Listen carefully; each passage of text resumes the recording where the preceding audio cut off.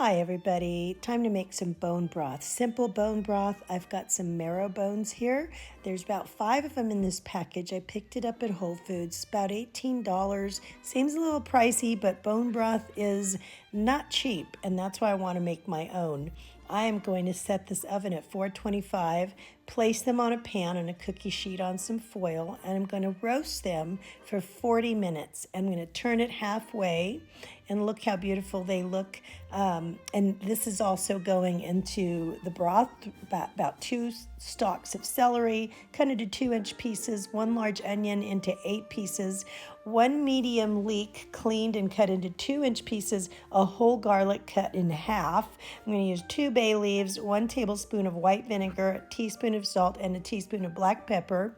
Now look at all of this wonderful juice. I'm going to set the bones in a stock pot with the juice, and all of the stuff that I cut up is going to go right into the pan, into the stock pot. I'm also going to add 12 cups of water, and I'm going to bring this to a boil.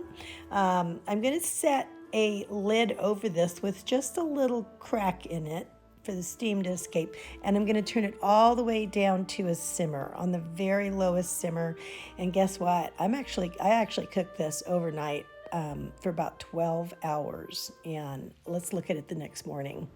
All right, so here it is the next morning, and it is smelling really good. So I'm going to strain this. I'm using this small strainer here because the other ones just didn't fit in the pan quite right. So it's a little awkward, but I'm going to catch everything before it falls into the pan, and I'm going to strain it a couple of times because I want my broth to be nice and clear for sipping.